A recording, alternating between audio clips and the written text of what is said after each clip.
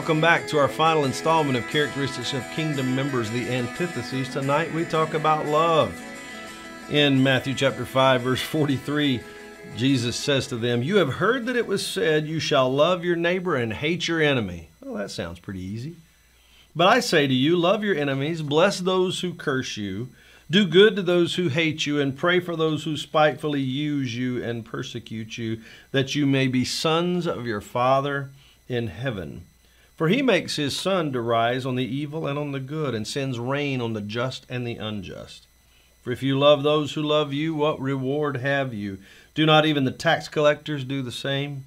And if you greet your brethren only, what do you do more than others? Do not even the tax collectors do so? Therefore you shall be perfect, just as your Father in heaven is perfect." Well, in the days of Jesus, allegiance and loyalty created deep lines in the sand relating to love and hate. Who can you love? Well, those who love you. Who should you hate? Those who oppose you. This makes sense in the secular world. Gomer Pyle used to say on his television show, "Fool me once, shame on you. Fool me twice, shame on me." Don't let someone off the hook for their bad treatment of you. Don't forget slights. Mark the bad ones off your list. But Jesus said that you should love your enemies, those who use and abuse you. Could he really mean that? How can this be? Because God lets the rain fall and the sun shine on all people, not just those who are his friends.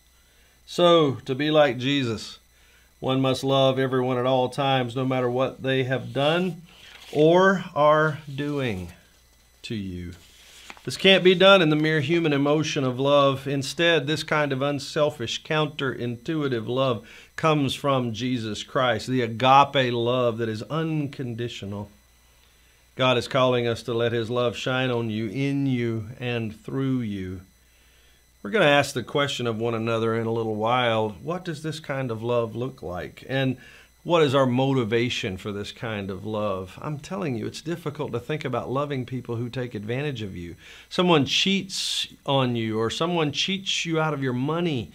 If you have a Ponzi scheme and somebody takes away all your money and you're angry, the stock market crashes because somebody didn't know how to manage your portfolio, whatever the case might be. Or maybe somebody just took your parking space at the last second right as you were about to pull in. Something as simple as that, and we get angry and we get frustrated and we want to retaliate. But Jesus says, love your enemies and those who use or abuse you.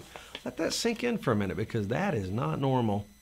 That is supernatural. That is godly. Let's discuss it fully here. Let's talk about how we can exhibit the kind of Christ love that Jesus showed us. And let's think about the motivation, which on its face is simple. Jesus died for us. Can we not live for others? Let's look at it and let's explore it.